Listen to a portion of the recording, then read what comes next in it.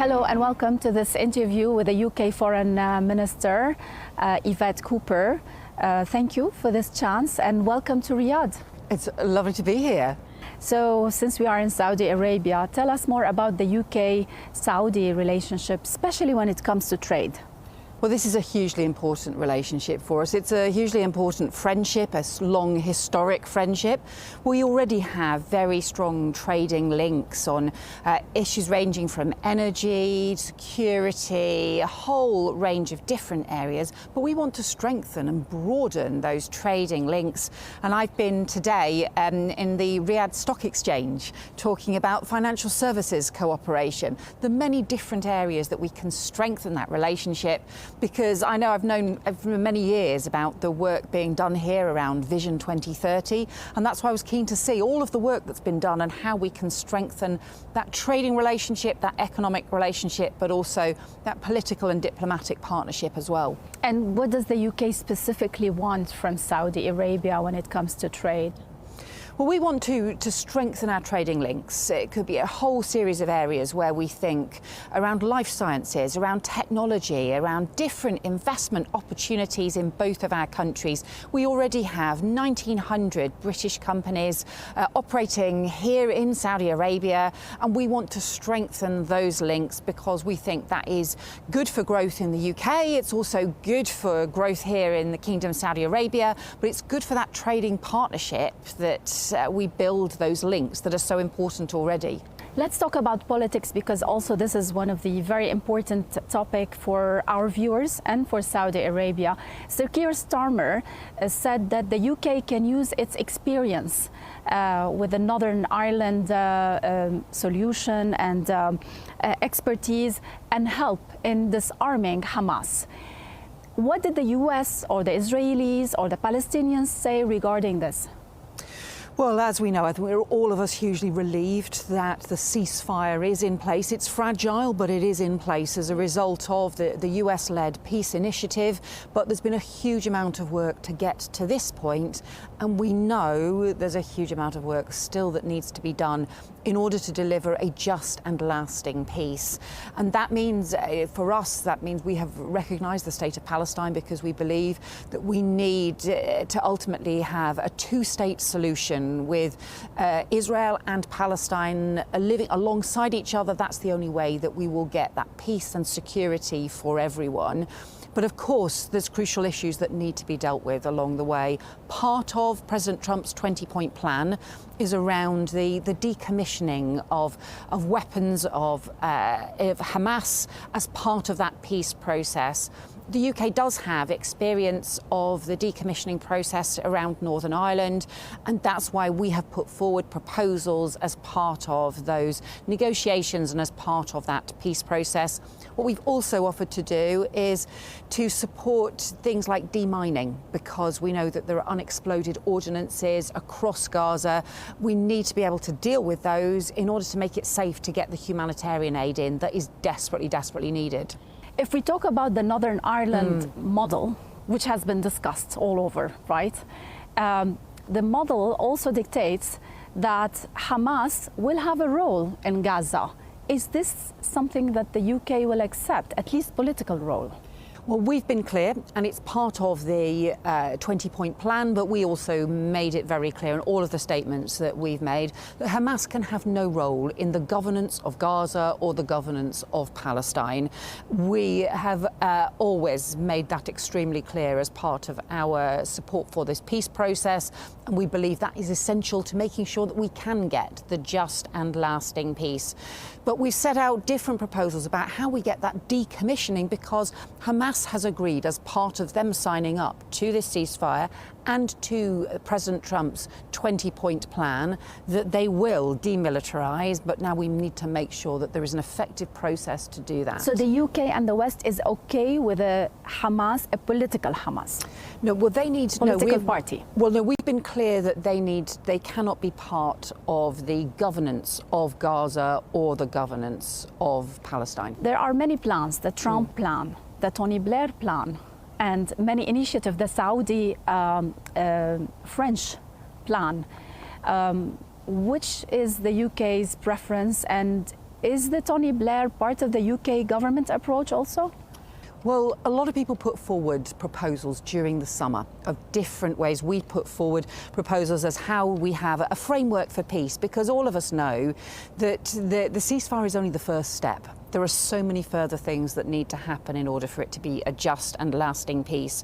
So different people have put forward different proposals and different measures, but all of those, I think, have now fed into the 20-point plan that President Trump set out, and that is what all parties signed up to and signed up to support. So that is what we now have to take forward. Of course, there will be lots of detailed work to do along the way, but it is that US-led peace initiative that I think we are supporting and that I think many people are supporting to deliver now. So a lot of instability in the region. Let's move to Lebanon. Hezbollah has not disarmed yet, and Israel is threatening to launch a major military offensive up to Beirut, like it's been in the news recently. Is it realistic to ask the Lebanese army, knowing its capabilities, to disarm Hezbollah? Well, I think nobody wants to see a return to conflict. That would be deeply damaging, and it's really important that everyone works to prevent that taking place.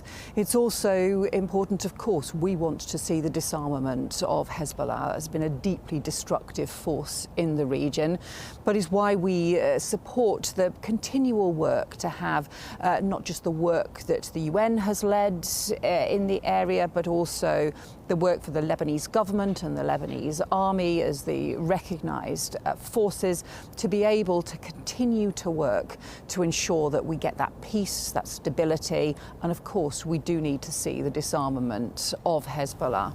The UK is involved in the border between Lebanon and Syria. Have you had any role, or are you suggesting any role for the UK to also organise the border between Lebanon and Israel? Well, we think that this needs to be UN-led processes, and in fact, one of the UK ministers is in the region over the next few days as well. So it's really important that we continue to all work together, but we're clear that this is about UN processes. How are you supporting the Lebanese army?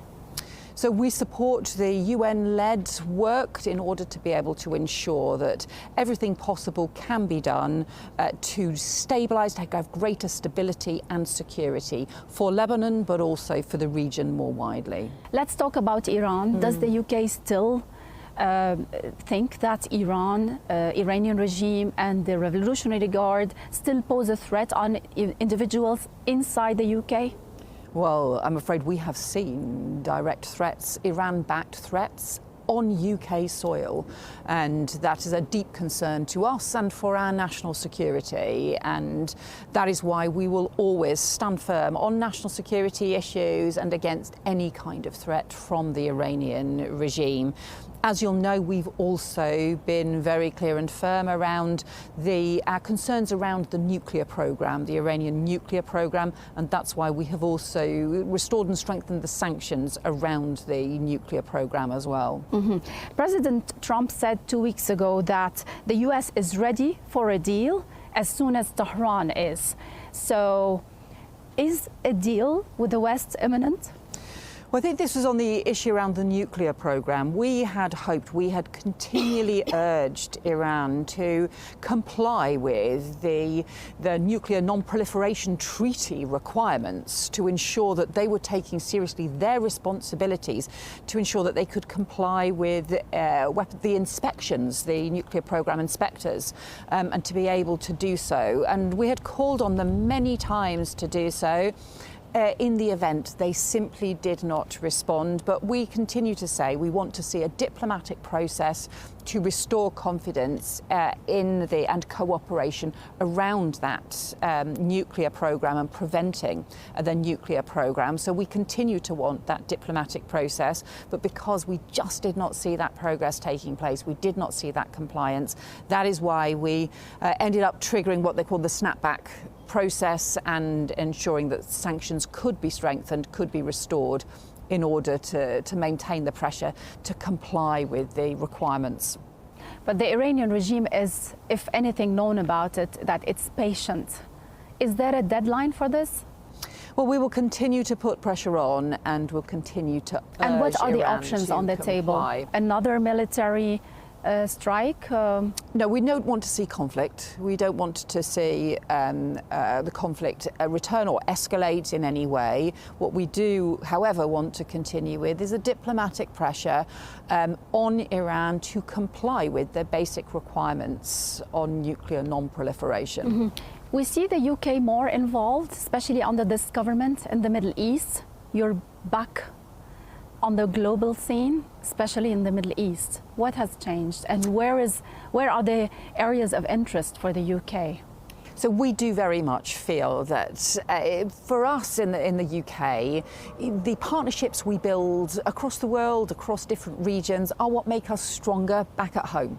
And whether that is our trading partnerships, we know that the trade, the investment partnerships that we have here in Saudi Arabia, but also across the region, we know that those trading relationships are what make our economy stronger. But we also know that the security partnerships, the diplomatic partnerships, that how that also makes us stronger at home. We know that issues, whether it be around Iran, whether it be around issues around Gaza, instability in different parts of the world can have consequences for all of us, and we are all stronger if we maintain those diplomatic partnerships and those trading relationships, those diplomatic relationships and those security relationships. That's why it's so important for me to be here in Riyadh, but it's also why we do see issues around foreign policy, around diplomacy, around those crucial relationships. We want to support peace, we want to prevent conflict in other parts of the world, but we also want that stability and security, because that also helps us back home.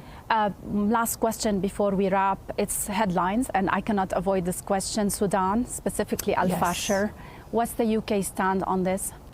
It's atrocious. It's really incredibly disturbing what we've seen happening in Al-Fashir. We've seen executions take place in a maternity hospital. We've seen the real reports of the most horrendous atrocities. 130,000 children still at risk as a result of those RSF advances.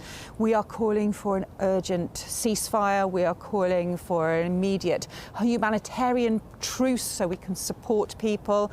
It's essential that happens. I'm also particularly troubled by some of the reports that we have seen about sexual violence being used as a weapon of war. These are kinds of atrocities. Are you involved in the talks for ceasefire as the UK? So we're supporting, we know that there have been, we support the discussions that have been taking place as part of the Quad involving Saudi Arabia, but also involving the US, the UAE, the Emiratis, and also Egypt as well. That Quad discussions are hugely important, and we'll support that process, but we're also having discussions internationally as well about how we support the process because we do desperately need that ceasefire in place.